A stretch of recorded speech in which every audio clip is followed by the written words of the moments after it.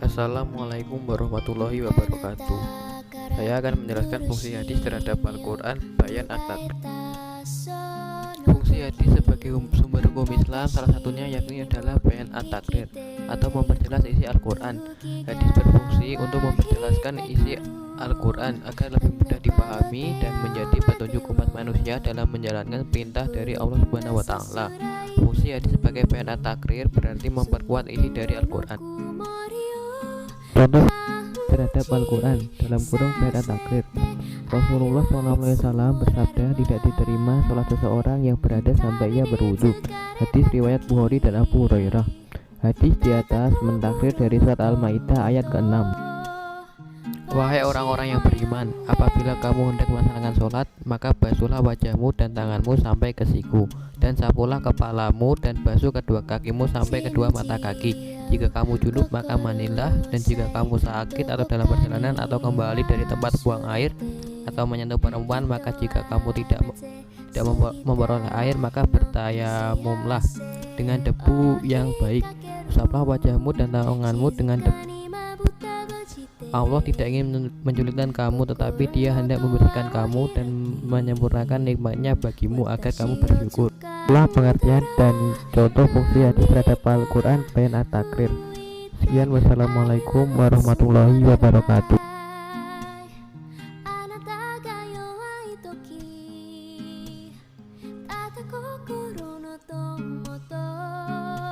Assalamualaikum warahmatullahi wabarakatuh. Fungsi hadis terhadap Al-Quran dibagi menjadi 4. Salah satunya yaitu Bayan At-Tasri. Bayan At-Tasri adalah mewujudkan suatu hukum atau ajaran-ajaran yang kita tidak dapat di dalam Al-Quran. Bayan ini juga disebut dengan Bayan Zaid ala Al-Kitab Al-Karim. Hadis merupakan sebagai ketentuan hukum dalam berbagai persoalan yang tidak ada dalam Al-Quran.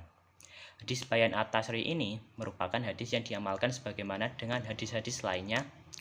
Ibnu Al-Qayyim pernah berkata bahwa hadis Rasulullah SAW itu yang berupa tambahan setelah Al-Quran merupakan ketentuan hukum yang patut ditaati dan tidak boleh kita tolak sebagai umat muslim. Assalamualaikum warahmatullahi wabarakatuh. Saya di sini akan memberi contoh dan penjelasan tentang hadis mutawatir.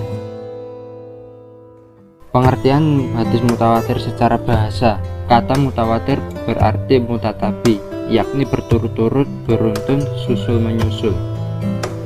Secara istilah, hadis mutawatir adalah suatu hadis hasil tanggapan dari panca indera yang diriwayatkan oleh sejumlah besar periwayat yang menurut adat kebiasaan mustahil mereka berkumpul dan bersepakat dusta. Disebut hadis mutawatir apabila jumlah perawi setiap tobakoh tak terbatasi. Jika rawi pada setiap tingkatan sanad tak terbatas, maka menurut akal tidak mungkin perawi tersebut sepakat memasukkan hadis. Syarat sebuah hadis menjadi mutawatir menurut Al-Hafiz Ibnu Hajar Al-Asqalani dan para ulama, yakni apabila sejumlah perawi minimal 5-10 orang dari seluruh perawi itu menurut kebiasaan mereka tidak mungkin bersekongkol dan dusta. Berikut contoh hadis mutawatir. Skui.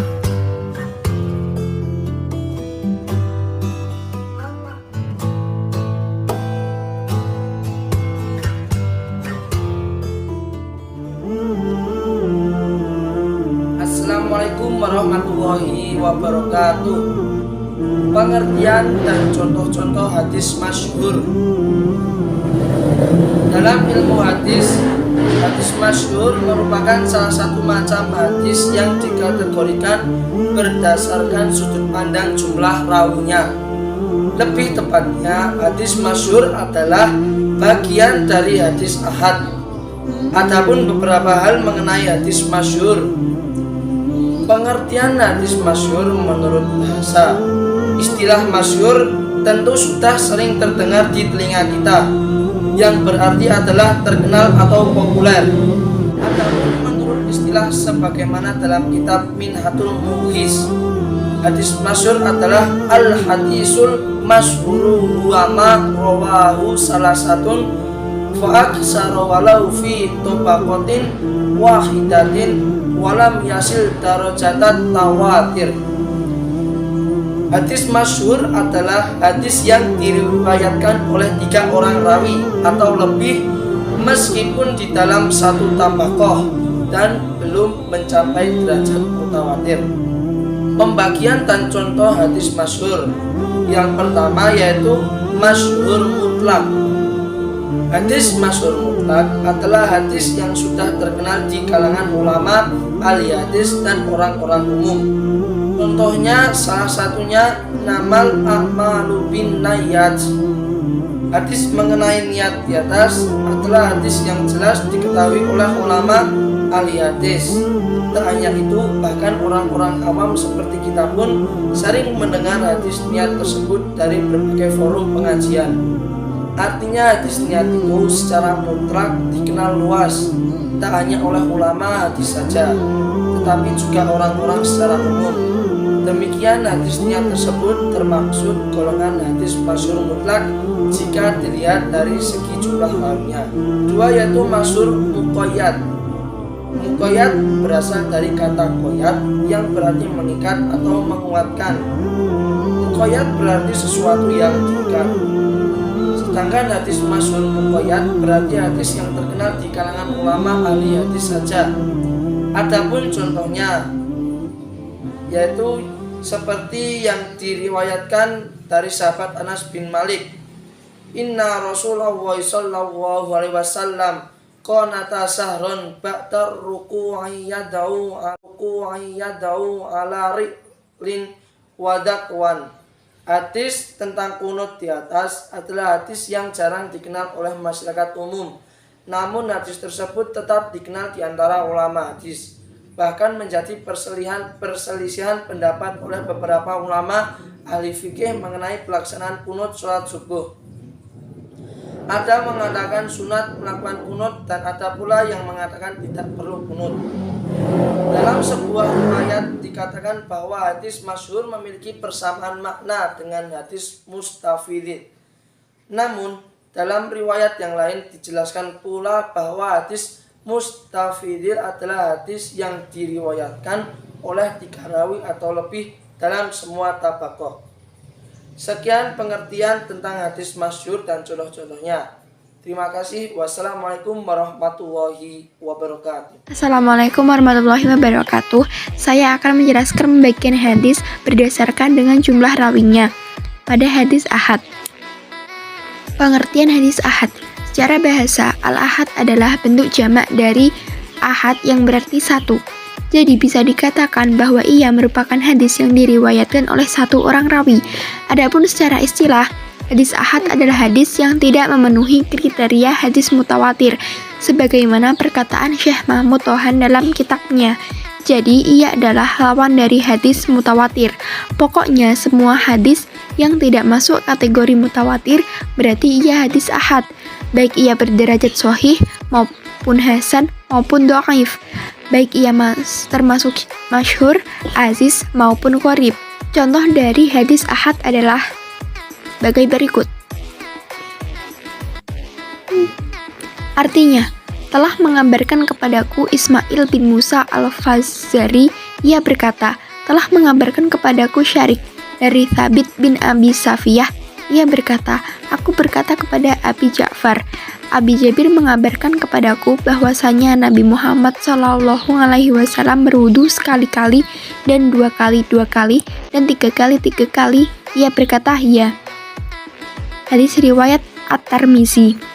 Hadis ini berderajat dhaif, didhaifkan oleh Syekh Al-Albani. Sekian dari saya. Terima kasih. Wassalamualaikum warahmatullahi wabarakatuh. Assalamualaikum warahmatullahi wabarakatuh. Berikut saya akan menjelaskan dan memberikan contoh hadis hasan. Salah satu pembagian hadis berdasarkan kualitas rawi adalah hadis hasan. Apakah itu hadis hasan? Hadis hasan adalah tingkatan hadis yang ada di bawah hadis sahih. Menurut Imam Tirmidzi, hadis hasan adalah hadis yang tidak memiliki informasi bohong, tidak bertentangan dengan hadis lain dan Al-Quran, dan informasinya kabur serta memiliki lebih dari 1 sanad. Hadis hasan juga merupakan hadis yang diriwayatkan oleh perawi yang memenuhi kriteria hadis sahih. Namun, terdapat jalur lain yang bernilai hasan sesuai dengan Al-Tirmidzi. Berikut contoh hadis hasan.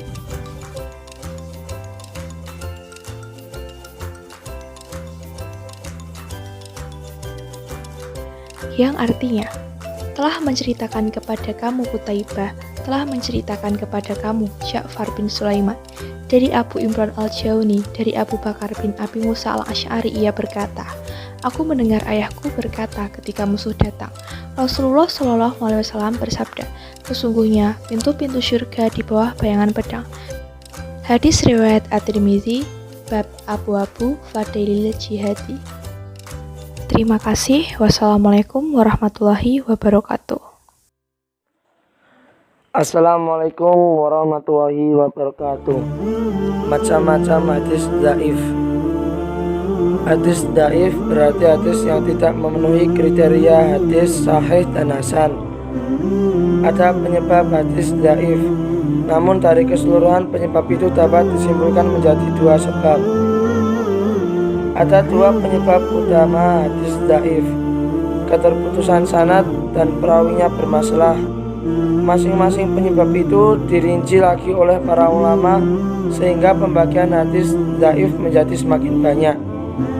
Mahmud Tahan menjelaskan, dilihat dari keterputusan sanad, hadis dhaif dapat dibagi menjadi 6 macam: mu'allaq, mursal, mudal, munqati, mudalas, dan mursal ghafi.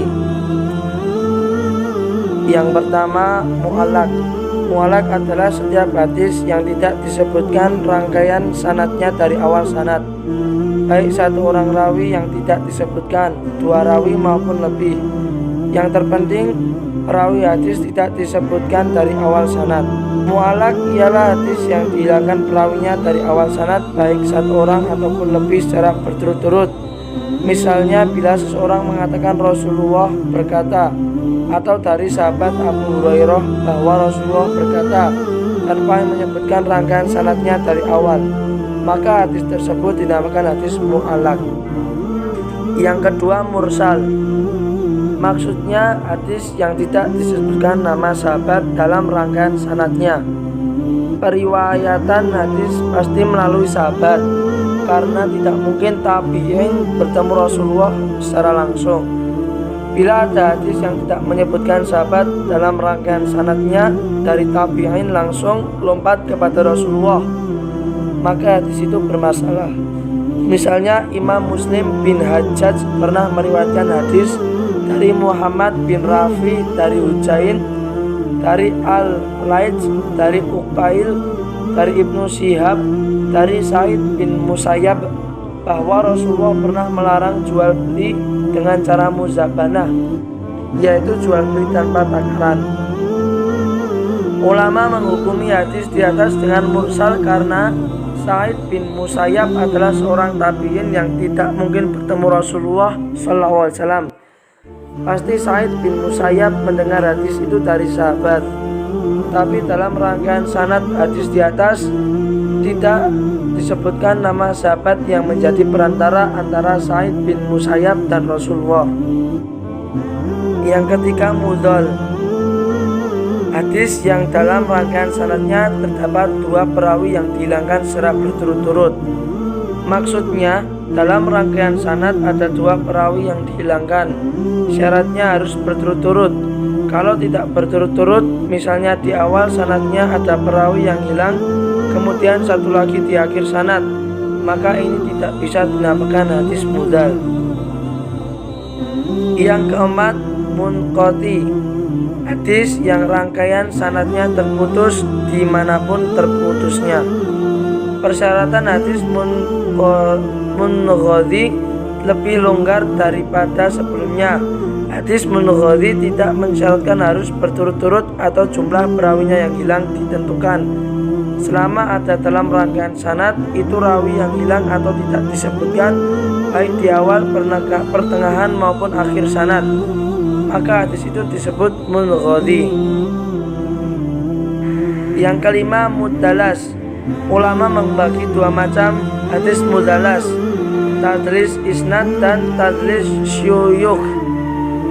Tadlis isnad adalah perawi hadis meriwayatkan hadis dari gurunya, tetapi hadis yang dia sampaikan itu tidak didengar langsung dari gurunya tanpa menjelaskan bahwa dia mendengar hadis darinya. Maksudnya, seseorang rawi mendapatkan hadis dari orang lain, tetapi dia meriwayatkan dengan mengatasnamakan gurunya, di mana sebagian hadis dia terima dari gurunya tersebut. Padahal untuk kasus hadis itu tidak mendengar dari gurunya, tetapi dari orang lain. Yang keenam, mursal kahfi. Mursal kahfi berarti perawi meriwayatkan hadis dari orang yang semasa dengannya, tetapi sebenarnya dia tidak mendengar hadis itu darinya. Dia sendiri meriwayatkannya dengan redaksi sima, seolah-olah dia mendengar langsung. Maksudnya, perawi menerima hadis dari orang yang semasa dengannya dan dia bertemu langsung dengan orang tersebut. Namun, sebenarnya dia tidak mendengar langsung hadis itu dari orang yang semasa dengannya. Namun persoalannya, dia meriwayatkan hadis seolah-olah dia mendengar langsung, padahal tidak seperti itu. Ini disebut dengan hadis mursal kahfi, hukumnya dhaif. Sekian penjelasan tentang macam-macam hadis dhaif. Wassalamualaikum warahmatullahi wabarakatuh. Assalamualaikum warahmatullahi wabarakatuh. Saya akan menjelaskan pembagian hadis berdasarkan dengan kualitas rawinya, yaitu pada hadis maudhu. Yang pertama, pengertian hadis maudhu. Menurut bahasa, maudhu merupakan isi maf'ul dari lafal wadha'a, yang artinya adalah meletakkan. Sedangkan maudhu berarti sesuatu yang diletakkan atau sesuatu yang tidak digunakan. Hadis maudhu juga dikenal dengan istilah hadis palsu. Sedangkan menurut istilah sebagaimana dalam kitab Minhajul Muqis, bab hadis maudhu adalah sebagai berikut. Artinya, hadis maudhu adalah hadis yang didustakan atas nama Rasulullah SAW, baik perkataan, perbuatan, tetapan, dan sebagainya secara sengaja. Jadi, jelaslah mengapa hadis ini diistilahkan sebagai hadis palsu. Karena memang isinya membuat kedustaan atau kebohongan dengan mengatasnamakan Rasulullah SAW, dan itu dilakukan memang secara sengaja, serta perawinya adalah pendusta, dan hadis itu hanya diriwayatkan oleh dirinya sendiri. Contoh hadis maudhu adalah sebagai berikut, yang artinya anak hasil berzina tidak akan masuk surga sampai 7 turunan. Hadis maudhu di atas seolah menjelaskan bahwa kesalahan seseorang akan berakibat fatal dengan tidak akan masuk surga sampai 7 turunan. Tentu, hal ini bertentangan dengan kandungan surat Al-Quran, yang artinya, dan tidaklah seseorang membuat dosa melainkan kemudorotannya kembali kepada dirinya sendiri.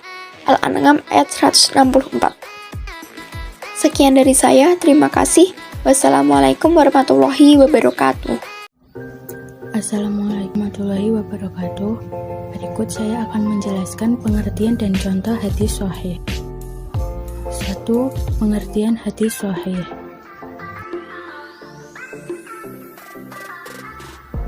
Hadis sahih adalah hadis yang dapat digunakan untuk berhujjah.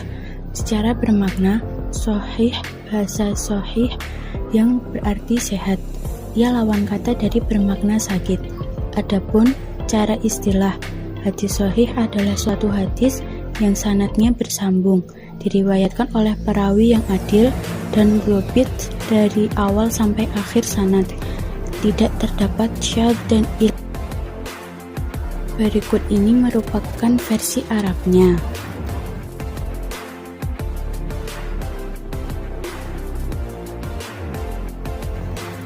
Dan adapun menurut Syekh Utsaimin, hadis sahih adalah suatu hadis yang diriwayatkan rawi yang adil, sempurna, dan dhabit dengan sanad yang bersambung dan selamat dari syadz dan ilat yang merusak. Berikut ini merupakan versi Arabnya.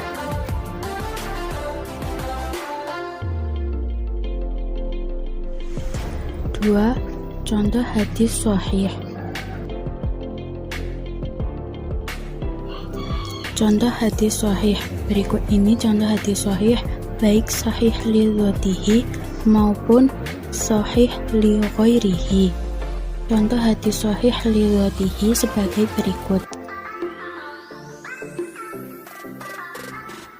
Artinya, telah mengabarkan kepadaku Yahya bin Yahya, ia berkata, aku membacakan kepada Malik dari Safwan bin Sulaim dan Atta bin Yasar dari Sa'id al-Khudri bahwasannya Rasulullah Shallallahu Alaihi Wasallam bersabda, mandi pada hari Jumat hukumnya wajib, yakni bagi yang telah bermimpi atau yang telah baligh. 2. Contoh hadis sahih li ghairihi adalah sebagai berikut.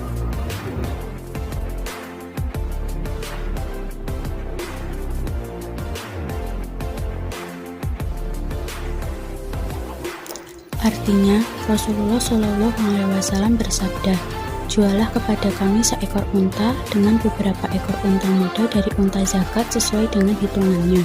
Maka ia mengambil seekor unta jantan ditukar dengan 2 ekor unta muda atau 3 ekor unta betina.